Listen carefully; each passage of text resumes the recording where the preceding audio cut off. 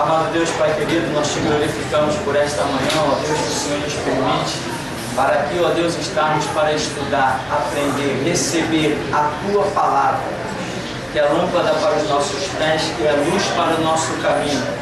Sem a Tua palavra, o mundo está em trevas, em escuridão, mas nós, Senhor, temos recebido a Tua palavra e o Senhor tem dito: aquele que te segue não andará em trevas, mas passou da morte para a vida. Nos deixa provar, ó Deus, o poder desta palavra nesta manhã, o efeito que ela trará não só hoje, mas todos os dias da nossa vida.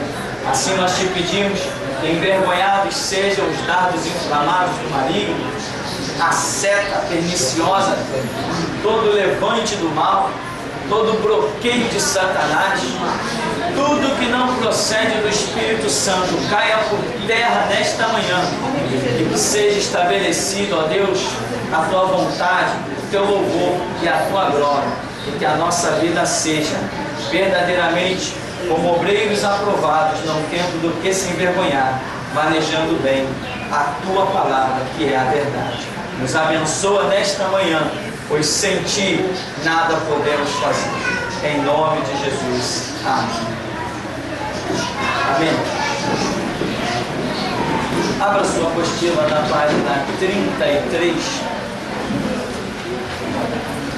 Nós temos um título chamado Arrebatamento da Igreja. O que é um arrebatamento da igreja?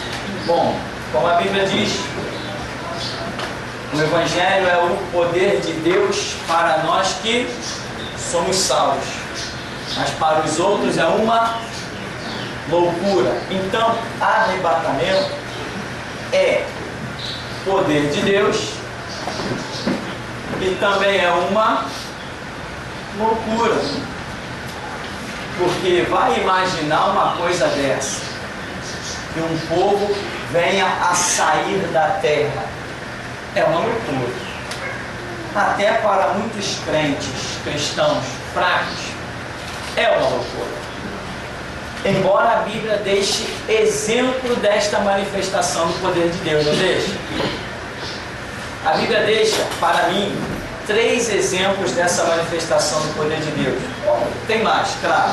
Tem 4. De imediato a gente vê 4. Quais são eles? Enoque, Moisés, Elias, Jesus. Amém?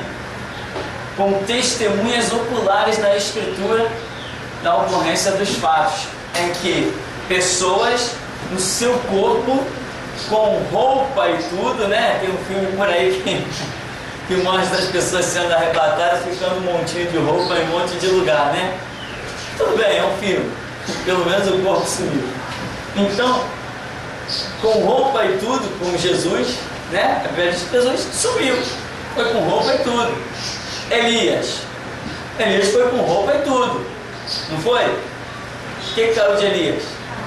A capa, mas não era a roupa dele, ele não se vestia com aquela capa. Então, Enoque, Moisés, coisas dessa natureza. Então, nós vemos que existe a manifestação desse poder de Deus de tirar uma pessoa do seu corpo da terra.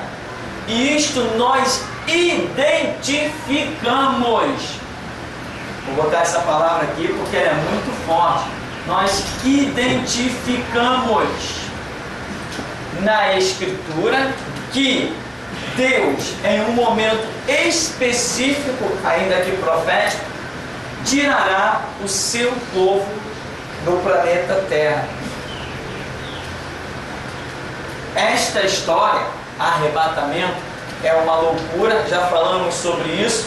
Tem na internet várias pessoas de outras denominações que eu nem considero igreja, como metodistas, principalmente os presbiterianos, batistas também já estão falando besteira.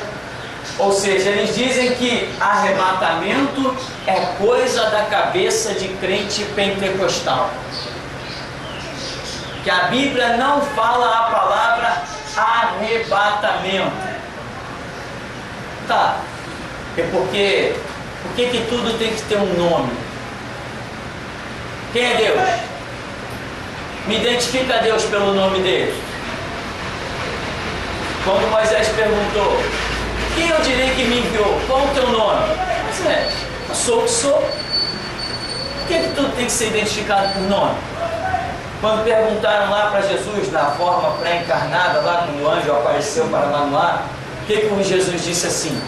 Por que perguntas pelo meu nome? Visto que ele é maravilhoso. Esse é nome? Então as pessoas têm mania de andar por vista. Quem anda por vista quer que tudo aconteça nos projetos literais. Não, se a Bíblia não fala a palavra arrebatamento, então é porque arrebatamento não existe. É mesmo? Não é assim que as coisas funcionam. Nunca foi assim e nunca será assim. Hoje todo mundo fala uma palavra chamada trindade. É mesmo? E na Bíblia tem essa palavra? Ah, Deus é trino. Deus é o quê? Trino? Me mostra na Bíblia onde que diz que Deus é trino. Mas nós já identificamos que existe o Pai com atributos divinos, o Filho com atributos divinos e o Espírito Santo com atributos divinos. Então nós passamos a dizer que Deus é trino. Nós, seres humanos, criamos uma linguagem para classificar aquilo do qual tomamos conhecimento. Ah, o nosso Deus é Jeová Rafá. É mesmo? Quando foi que Deus apresentou-se na Escritura e disse, eu sou Jeová Rafá? Mas o povo viu as operações de Deus e disse, ah, ele é Jeová Rafá, o Deus que cura. Amém? Então, tem coisas que a Bíblia não fala, mas a manifestação do espiritual nos faz classificar aquilo com nomes que nós nos entendemos e compreendemos muito bem. Então, a palavra arrebatamento tem na Bíblia? Bom, pelo menos eu nunca vi. Mas, que arrebatamento tem na história do Evangelho? Ah, tem. Com toda certeza. O que falta às pessoas é mansidão. Né? Se a pessoa quer falar inteligência, não. Mansidão, humildade. É isso que faz trazer a revelação de Deus. Eu aposto a minha vida que um dia a igreja, nem que seja meia dúzia, mas a igreja vai ser arrebatada dessa terra. Então aqui na nossa página 33 começa a falar sobre isso e diz que na segunda metade da última semana ocorrerão a manifestação propriamente dita do anticristo, né? O arrebatamento da igreja e os flagelos da grande tribulação. Você vê que agora aqui o autor do estudo ele está especificando um momento para o arrebatamento, e ele diz que será quando? Lembra? 3 anos e meio. Ele diz que o arrebatamento será quando? Na segunda metade, né? Não é isso que ele disse aí? Me ajuda. Na segunda metade da última semana, ou seja, enquanto na primeira metade da última semana, que será de 7 anos, lembra? Enquanto na primeira metade dessa última semana o anticristo ainda está reinando com um cavalinho branco da falsa paz. Enquanto essa falsa paz estiver ocorrendo, isso também eu creio, a igreja estará ainda na terra. Mas os 3 cavalos finais, que são a guerra, a fome e a morte, o cavalo vermelho, o preto e o amarelo, quando o anticristo realmente demonstrar quem ele é, nisto a igreja já está a caminho do céu. O anticristo, embora vai lançar mão de alguns, vai haver alguns martírios, ele não conseguirá deter a igreja. Imagina, se eu que sou um Zé Ninguém, hoje não estou sendo detido, e ainda não chegamos à última hora, a igreja da última hora vai entrar no meio da fornalha rindo, mesmo. Se hoje nós não somos detidos, hoje nós temos em nosso meio pessoas. Nós temos em nosso meio, abre os teus ouvidos do que eu estou te dizendo, assim diz o Espírito Santo. Hoje nós temos em nosso meio pessoas desejosas de morrerem por Cristo.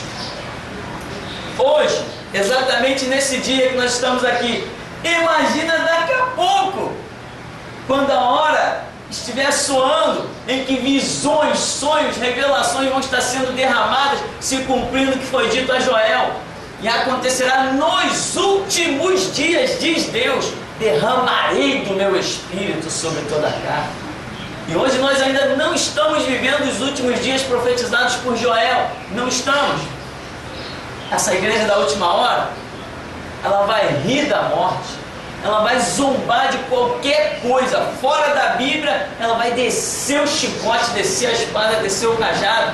Eu já tenho escrito no segundo livro, Sistema Jurídico em Colapso, eu digo assim: vocês estão preocupados comigo? Aguardem, eu não sou nada. Pior são os 7 mil que vem aí. Já estou deixando recado para eles e para muitos cristãos também. Então, essa igreja da última hora, ela que será arrebatada. Quando o anticristo mostrar a sua máscara mesmo, né, diante também de tanta denúncia que a igreja vai fazer, nesse período é que esse autor acredita que, quando já estiver sendo contada, né, espiritualmente, esta última semana, a igreja nesta segunda metade, a igreja será arrebatada. Por quê? Porque os flagelos da grande tribulação, que serão derramados pelo próprio Deus e pela permissão de Deus para que o diabo opere, pois até demônios que hoje estão presos serão soltos neste período, e Jesus falou que daquele dia igual não houve nem depois haverá. Será o pior período que a humanidade vai contemplar sobre a face da terra. Quando esses flagelos estiverem para ser derramados, como a Bíblia diz: porquanto guardaste o meu nome, não negaste a minha palavra, eu te guardarei da hora da tentação que há de vir sobre o mundo inteiro. É este período aqui que a Bíblia está dizendo. Então, quando esses flagelos, esses horrores estiverem para ser derramados, Deus, vendo que chegou a hora de castigar a humanidade, a Bíblia diz que, como não amaram a verdade para se salvar, Deus lhes permitirá a operação do erro. Então, quando todo essas horrendas coisas estiverem para ser derramadas sobre a terra, Deus pega a sua igreja e tira. O arrebatamento é um escape para a igreja nos últimos dias. Eu não vou estar vivo, com certeza, nesse período aí. É o que eu creio hoje. Posso até estar errado, mas eu creio que não vou estar vivo nesse período. Então, hoje, nós estamos vivendo um tempo em que não adentramos aqui, mas esta igreja final, que é ainda a continuidade de uma visão de restauração e de denúncia, principalmente denunciando que o homem que está no poder é o anticristo, esta igreja é arrebatada, ela sai da terra, e neste período aí terá cumprimento final as profecias com relação à igreja, em que Mateus capítulo 25 diz que à meia-noite ouviu-se um grito. Meia-noite é o ponto alto do reinado das trevas. Então, quando o anticristo desponta com seu poder animalesco, pois ele também é chamado de besta, quando o anticristo desponta com a sua mão de ferro para governar o mundo e os flagelos vão ser derramados, Deus retira a sua igreja. Quando ele está para reinar na sua força terrível, ditatorial, isto é, meia-noite, é o ponto mais precioso do reinado dele, em que ele conseguiu reunir, através da falsa paz, fazer aliança com o mundo inteiro. E hoje nós já estamos vendo isso. A Rússia já saiu para fazer aliança com todos os países do bloco comunista. Então Mateus 25 diz que na meia-noite ouviu-se o grito, esta é a igreja que vai estar gritando. Esse grito é de uma igreja completamente restaurada, andando no meio das pedras afogueadas, em que esta igreja restaurada estará gritando para alertar não só as igrejas, como também o mundo todo. E você vê que o objetivo do grito foi, em primeira mão, despertar as igrejas. Então, este é um período que está para acontecer, e aqui o momento em que ele vai estar acontecendo, em que o autor aqui coloca na segunda metade da última semana, a última semana que nós estudamos bastante aí na aula anterior. Então diz: arrebatamento da igreja, flagelos da grande tribulação, manifestação propriamente dita do anticristo. Veja bem, o anticristo vai estar reinando antes ele vai estar no poder, mas poucas pessoas o identificarão como anticristo. Inclusive, os próprios judeus vão estar em aliança com ele, porque ele está com um cavalo branco, na falsa paz.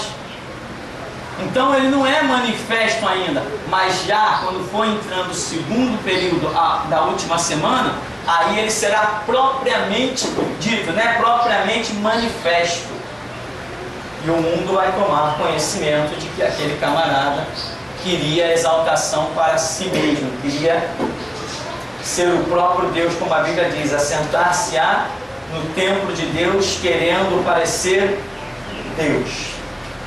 Alguma pergunta? Aqui diz: o dia e hora ninguém sabe, é mistério de Deus. Porém, os sinais que precederão o arrebatamento foram revelados. Será quando se manifestar o filho da perdição, o anticristo, segundo a Tessalonicenses, em meio à grande tribulação, ou seja, à meia-noite dos tempos. Mateus 25, verso 6.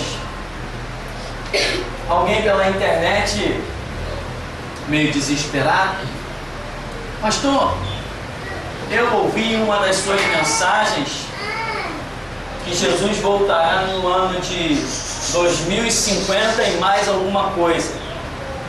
Falei assim: olha, tem que ouvir a mensagem toda, porque simplesmente eu não vou abrir a boca e dizer: Jesus virá no ano 2050 e alguma coisa. Eu posso estar dizendo daquilo que eu creio, não que ele virá. É diferente, meu irmão. Pelo menos para mim é diferente. Eu posso crer em alguma coisa admitindo que eu possa estar errado, mas creio. Possa ser que venha pela frente uma revelação que me faça entender de forma diferente. Afinal de contas, nós vivemos num mundo de mistérios, de revelações, onde ninguém pode dizer assim: ah, está aqui a Bíblia, eu esquadrinhei, dominei o conhecimento da Bíblia. Só um louco. Tem coisas que Deus te revela e você domina, vamos dizer, entre aspas, aquele conhecimento. Então eu dizia para a pessoa: não, eu posso ter dito naquilo que eu creio, que Jesus virá depois de 2050. É isso que eu realmente creio, né? Então, aí ele dizia assim: porque está escrito na Bíblia que daquele dia e hora ninguém sabe. Eu disse: errado, mentira tradicional. Não está escrito que na Bíblia que daquele dia e hora ninguém sabe. Está escrito que Jesus Cristo disse que daquele dia e hora ninguém sabe, a não ser o Pai. Aí eu dizia para ele: ou seja, alguém sabe. Quem é esse alguém? O Pai. E pelo que eu entendo, o Pai pode revelar a quem Ele quiser. Aí eu acrescentava embaixo e dizia assim: e eu espero que Ele revele a mim. Boa história. Não tem direito. Só que o que acontece? As pessoas estão com a mente cauterizada, vivendo tradição. Eu não entendo como é que uma pessoa pode se deparar com um ministério desse, uma visão bíblica dessa, e ainda continuar congregando dentro de uma Assembleia de Deus. E nem eu mandei aquele Jonas, como é o nome daquele camarada? Jonas Santana, do ministério lá da Assembleia, né? De Campo Grande, isso mesmo. Mandou um e-mail para mim. Deus está no controle, aí vem com um monte de palavras e tal, e Deus Deus para cá, Deus para lá. Eu falei assim, mandei um e-mail para ele, falei assim, deixa de ser hipócrita, cara. Se você fosse homem de Deus, não congregaria no lugar que você está. Quando eu mandei para ele. Aí depois ele me mandou outro e-mail. Deus tem seus planos, né? Que plano? E eu ficar comendo lama a vida toda? Não, Deus tem seus planos, eu também não entendo. Por que no meio de tanta lama eu ainda permaneço aqui? É porque tu é lama igual a eles. Eu duvido que você pegue um cavalo e solte ele dentro de uma lama, dentro de um chiqueiro, para ver se ele não vai ficar desesperado e quer sair de lá. Agora, o cara está na lama, está numa boa, todo mundo é amigo dele, um dia vai o Crivella, outro dia vai o Garotinho, ele é amigo de todo mundo, tira foto com todo mundo e vem dizer que não é lama. Mandei logo um e-mail para ele, deixa de ser hipócrita, se você fosse homem de Deus, não congregaria aí. Então, meu irmão, vamos voltar para o nosso arrebatamento. Aqui depois segue sinais que precederão o arrebatamento. Aí vai muitas coisas aqui que são interpretações do ponto de vista de cada um, coisas que nós não podemos dizer nem que estão certas e nem que estão erradas, a menos que eu ore e Deus me diga, isso está errado, isso está certo. Se eu não fiz uma oração, eu não tenho direito a dizer, se eu não tenho um conhecimento fundamentado, se eu não tenho uma revelação, eu não tenho direito de dizer que ninguém está nem certo nem errado. Não tem esse direito. Cristianismo é isso. E muitas pessoas têm caído nisso. A língua, meu irmão, muita gente, se tivesse nascido mudo, herdaria o reino de Deus. Mas porque fala, não vai herdar. Jesus falou o quê? Se vocês fossem cegos, vocês estariam numa boa. Mas porque vocês dizem que veem, vocês estão fritos. O pecado de vocês permanece. Não foi isso que ele disse? Então, melhor é entrar no reino de Deus sem um olho do que tendo os dois ser lançado no inferno. Melhor é entrar no reino de Deus coxo do que tendo as duas pernas, os dois braços ser lançado no inferno. Não foi isso que Jesus falou? Pois é. Então, cristianismo é você orar, né? Um grande problema que nós temos no nosso meio é a questão dos sonhos. A pessoa acha que sonhou, acabou, ponto final. E nós já tivemos vários exemplos aqui que sonho não significa nada. Me permita dizer só isso aqui, né? Um sonho, meu irmão, ele não significa nada. Um sonho que você tenha é igual a nada. Esse sonho só terá sentido se Deus, o poderoso, se manifestar e der uma revelação a este sonho. Quando o sonho tem um significado dado por Deus, aí sim Deus falou através do sonho. Mas quando você teve um sonho, o que ele significa? Eu não sei, então vai esperar até saber. E tem gente que se apressa. Sonhei que o fulano estava dentro de um poço. É mesmo? Se está dentro do poço é porque está perdido. Às vezes o sonho pode significar que o fulano é o único interessado em buscar água, né? Não é verdade? Mas qual é a mentalidade? Não, está dentro do poço, está caído, está perdido, está frustrado. Não, mas normalmente quem está dentro de um poço talvez esteja interessado em cavar até que a água apareça, né? Não? Você tem que... O que é o sonho? Depende do que Deus falar. Deus não falou? Então ele não é nada. Vou esperar até Deus falar. Enquanto Deus não falar, ele não é nada. Então, cristianismo é isso. É esperar a voz de Deus. Então, voltando aqui nesses sinais, diz: multiplicação da ciência. Isso é o que mais nós cremos, né? E na verdade, não vou nem dizer o que mais nós cremos, é o que mais nós temos visto. A ciência tem se multiplicado de uma maneira fora do comum. Não só a ciência estudo do corpo humano, tecnologia, né? Meios de comunicação é uma coisa assustadora. Os meios de comunicação assustam qualquer um nos dias de hoje. Tanto que o governo tem um medo terrível desse conhecimento vazar para o meio do povo, porque ele certamente perderia o controle de tudo. Se o que tem, outra coisa, as transmissões de rádio e TV é uma coisa que qualquer criança faz, é moleza. Qualquer criança faz aquilo. Se essa tecnologia vazar e a população vê que tem acesso a isso, o governo perde o controle. Eles não vão ter gente para fechar tanta televisão que vai surgir nesse mundo. Bastava a tecnologia vazar e as pessoas se interessarem em multar.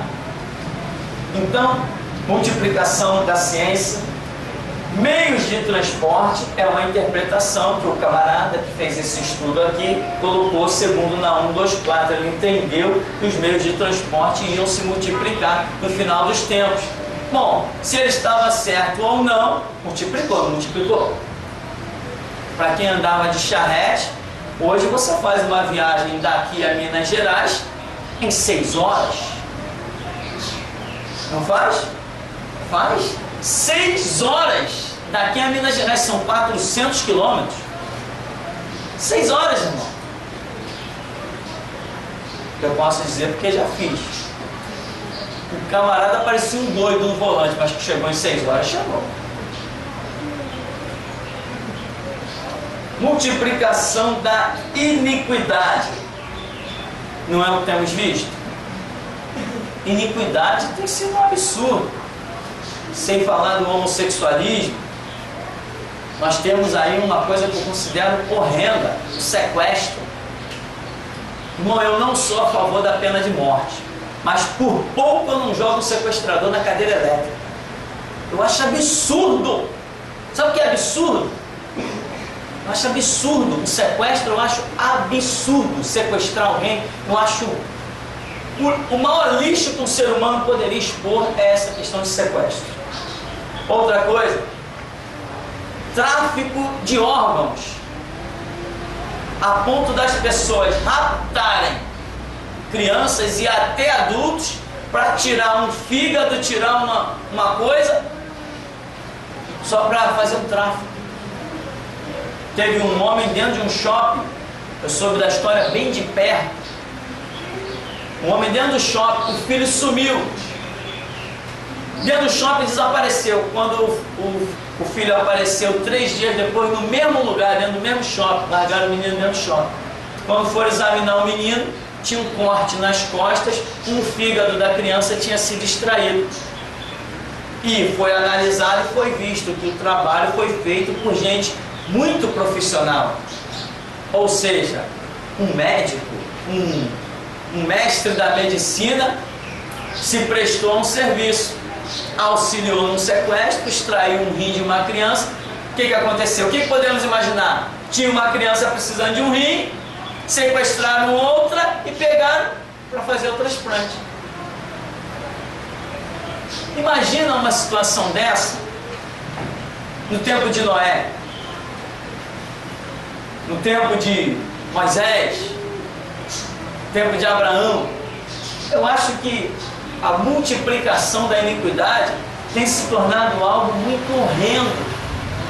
Eu não entendo, às vezes eu olho, é que Deus tem um propósito. Às vezes eu olho e digo assim, Deus, eu nem entendo como é que essa humanidade ainda subsiste. Porque pelo que eu entendo, muito menos aconteceu em Sodoma e Gomorra e caiu fogo do céu. Muito menos. Então a iniquidade tem se multiplicado de uma maneira que, se você olhar para a iniquidade, a Bíblia diz o quê? Por se multiplicar a iniquidade, o amor de muitos esfriará. A iniquidade é tão terrível que, se você ficar olhando para ela, o desânimo entra em você que nem uma seta, e você quer entregar os pontos, você não quer mais saber de nada. Guerra e rumores de guerras. Isso aí então nem se fala. Nunca se viu tantas guerras nos últimos 20 anos como tem acontecido nesse tempo que nós vivemos. Tem sido algo assim devastador. Guerras nem se fala. E agora, coisas piores ainda são os rumores de guerra. Os rumores de guerra são muito maiores que as guerras. Você vê que o tempo todo tem uma ameaçazinha da Coreia que lançou um míssil nuclear. É a Rússia que está com um projeto que os Estados Unidos não aprova, e aquele bate-boca e não sei quem lá no Irã tem arma química. Isso se chama rumores de guerra. Hugo Chávez agora fez aliança com a União Soviética, a Colômbia fez aliança com os Estados Unidos. Hugo Chávez ficou uma fera, porque ele é do bloco comunista e os Estados Unidos é do bloco capitalista. E a briga entre União e Rússia é chamada a Eterna Guerra Fria. Então, isso são rumores de guerras. Além das guerras que nós temos visto. Falsos cristos. Falsos cristos, meu irmão, revela engano, né? Aí está dizendo, enganadores. Falsos cristos não é só como você vê o Henri Cristo, ou aquele José Luiz de Miranda, Jesus, aquele que diz, sou a reencarnação de Jesus Cristo homem. O Henri Cristo, ele diz que ele é a reencarnação de Jesus Cristo. São dois que por aí claramente se diz. Lá na Índia tem um outro homem que também se diz ser Jesus Cristo, fazendo sinais e prodígios lá, umas coisas lá doidas.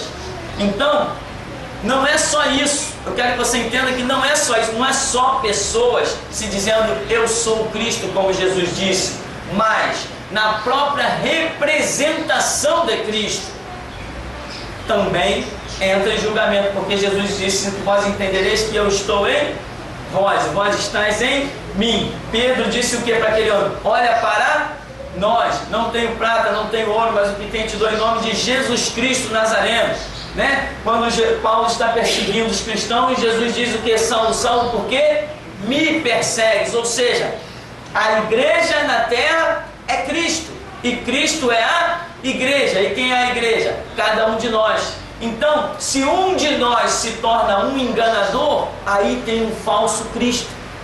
Porque aonde um de nós, verdadeiros cristãos, pisa, ali está Cristo. Não é assim?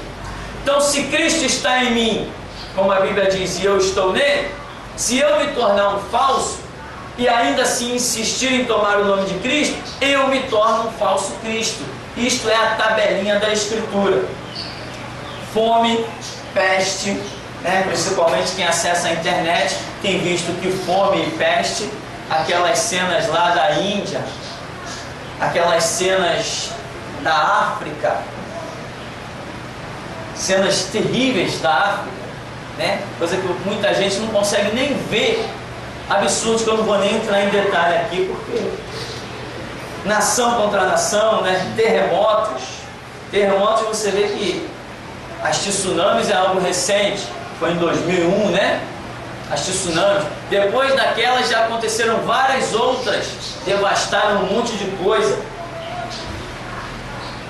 Escândalos e traições, falsos profetas, desamor, glutonaria e embriaguez, apostasia. Aí na apostasia eu quero parar só um pouquinho para lembrar você que a apostasia foi algo profetizado por várias pessoas na Escritura. Por exemplo, Pedro, Tiago, João, o próprio Senhor Jesus, né? E tem Judas. Esses, e principalmente, claro, como diz a referência a Paulo, esses todos profetizaram praticamente a mesma coisa, quase que usando as mesmas palavras. Falaram da apostasia como um sinal dos últimos tempos, sinais que precede ao anticristo. O maior sinal que eu considero dos últimos dias é a apostasia. A restauração de Israel. A restauração de Israel em 1948 é um sinal que começa a história do fim, mas a apostasia já está lá no fim do fim. A apostasia é o desfecho. Vem a apostasia, surge a necessidade da restauração. Aqui estamos nós. Nós só viemos à existência porque a apostasia já havia chegado ao seu limite. A apostasia já havia transbordado diante de Deus. O cálice da apostasia já havia sido transbordado. Por isso surgiu a necessidade da restauração. Alguém que tivesse coragem e valentia para denunciar a igreja. A apostasia está onde? Nas igrejas. E para você ter a coragem de se levantar contra uma igreja, toda a tua roupagem velha e todos os teus conceitos têm que ser removidos. Porque qualquer um que olha para uma igreja diz assim: não fala contra a igreja não. Todo mundo tem medo. Não, ali tem um ungido de Deus, ali tem um pastor. Não fala de pastor não, eu falo mesmo. Então, a apostasia é um sinal marcante quando tudo já está consumado. Aí vem a restauração, que tem um período de tempo bem curtinho. A restauração é um período de tempo curto, mais ou menos uns 70 anos, imagino eu. Imagino, amém? Imagino, só para você ter uma ideia do que eu considero curto.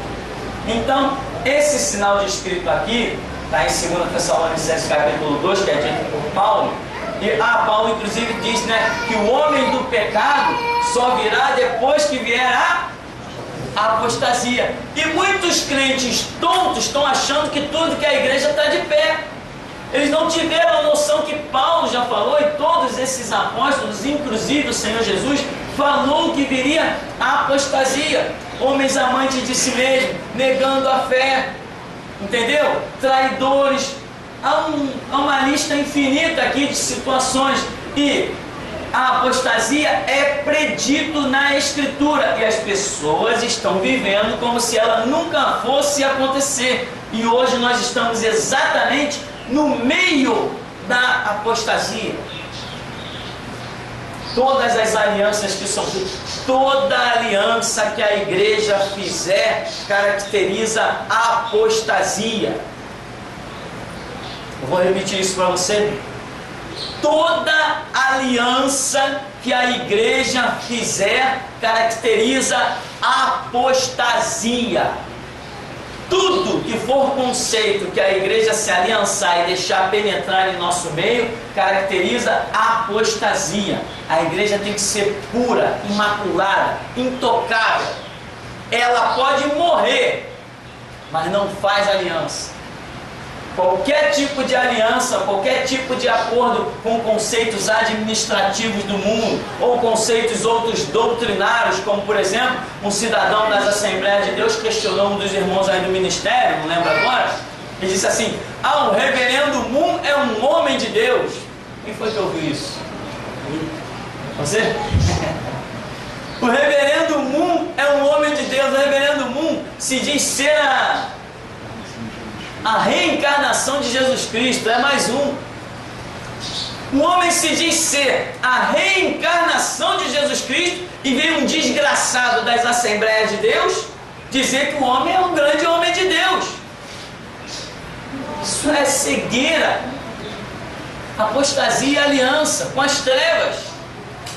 E o tal do Manuel Ferreira deu os braços ao homem em prol do, como é que chama o negócio da paz? Em prol da paz mundial, né? Como é que eu posso querer uma paz mundial me aliançando com um mentiroso servo de Satanás?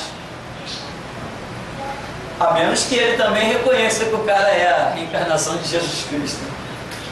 Vai ver que ele reconhece. Ah, sim, Manuel Ferreira já ganhou o Prêmio Nobel da Paz? Quem sabe dizer aí? Estava cogitado.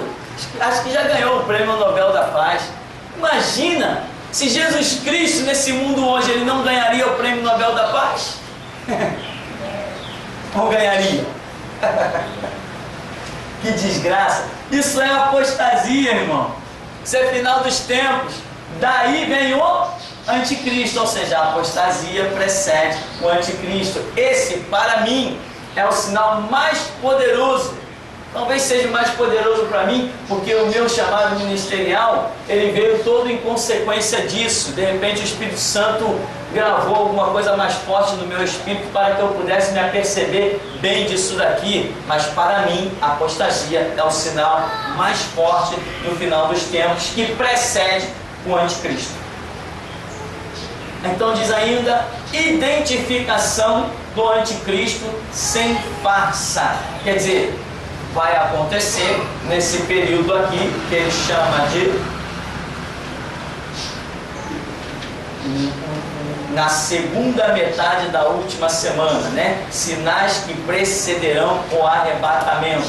Identificação do anticristo. Isso é um fato marcante. O anticristo será identificado. Quem é o anticristo? É um homem completamente endemoniado, mas é um homem. Porque o diabo, existe um mistério aí. Eu não posso dizer que Deus precisou. Eu vou dizer que Deus traçou esse projeto de que a voz dele seja ouvida na terra através de homens. Deus traçou esse plano. E parece que o diabo tem essa necessidade.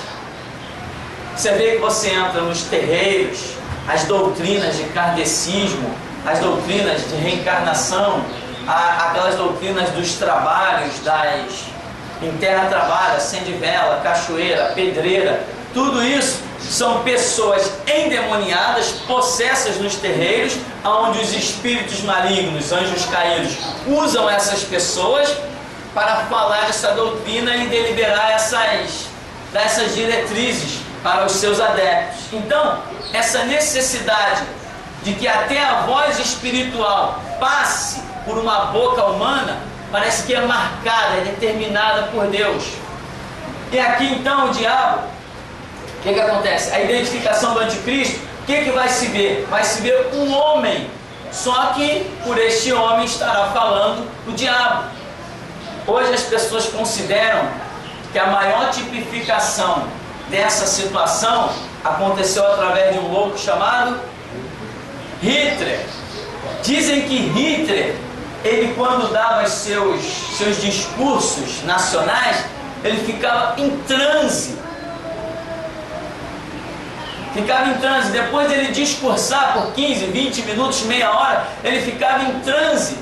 E levavam ele para um botequim, né, vamos assim dizer, e ali só depois de muitos copos de cerveja que ele voltava a si. Tem inclusive fotografias originais de Hitler, em que pegaram ele em meio aos seus discursos, e realmente você percebe que o homem está fora de si. E todo mundo diz, ali está a mais perfeita tipificação do anticristo. Eu diria, não, ali está o próprio anticristo, só que num tempo em que ele se manifestou fora de um projeto que Deus tinha. Então ele não dominou o mundo. Agora ele vem novamente, e dessa vez ele vai dominar o mundo. Por quê? Porque agora Deus já encerrou o seu plano com a igreja. Agora a voz da restauração aconteceu. Deus encerra o seu plano para a igreja. Quando o anticristo se levantar agora, Deus permitirá que ele domine o mundo. Desregramento sexual. Quer dizer, isso aí você pode imaginar aí dentro disso o homossexualismo, né? A pedofilia e tantas outras coisas que estão acontecendo por aí. Prioridade à vida material. Nunca se falou tanto em bens materiais como nesses dias. Eu fiquei impressionado com uma notícia que eu vi um tempo atrás no jornal. O camarada, ele era presidente do Banco Central do Brasil. Quer dizer, esse homem entende de finança como ninguém, né? O que ele fazia? Olha que loucura! O desejo de bens materiais. O homem pegava o dinheiro que estava aplicado no Banco Central do Brasil, ele pegava esse dinheiro. Antes de dar meia-noite, ele pegava esse dinheiro. Ou seja, é um horário que ninguém tem acesso. Você tem acesso à transação bancária meia-noite? A transações de investimento, você consegue fazer isso à meia-noite? Você não consegue, mas ele conseguia. Claro que ele conseguia. Tem a senha de tudo, tem código de tudo. É o homem do Banco Central. O que ele fazia? 5 para meia-noite, ele pegava o dinheiro do banco, o meu, o seu, e aplicava no chamado overnight. Não sei se ainda existe essa aplicação, tal de overnight. Será que night tinha a ver com noite? Acho que é por isso que ele aplicava a noite. Quando era 5 para meia-noite, ele aplicava aquele dinheiro enorme. Quando dava meia-noite e 5, ele resgatava a aplicação. Em 10 minutos, o homem lucrava uma fortuna. Dá para você acreditar? E o outro fazia o seguinte: poxa, o dólar amanhã, isso aconteceu, o dólar amanhã vai subir.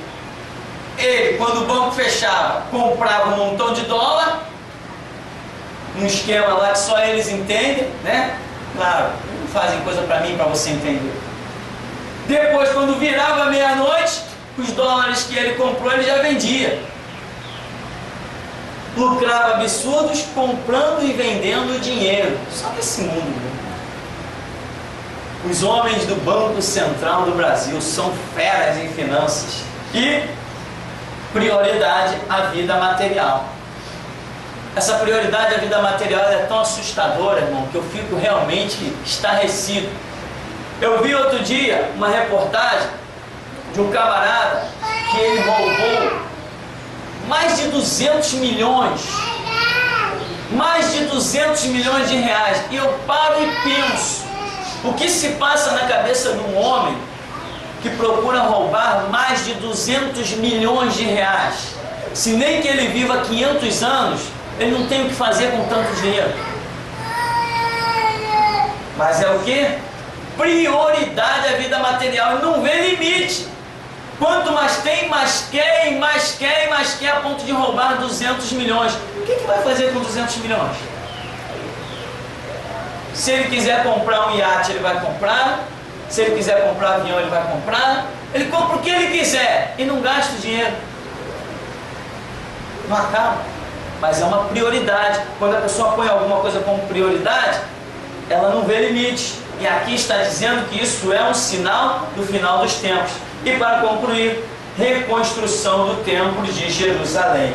Bom, a gente encerra com isso e diz o seguinte: a reconstrução do templo de Jerusalém ainda não aconteceu.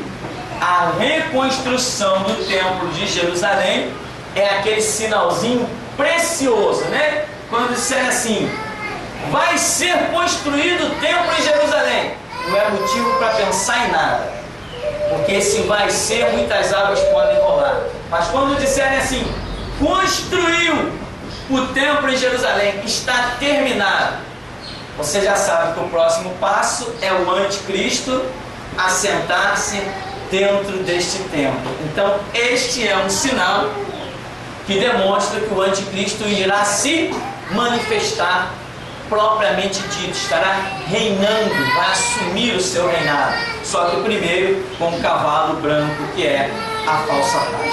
Amém? Vamos dar uma paradinha? Já já a gente volta.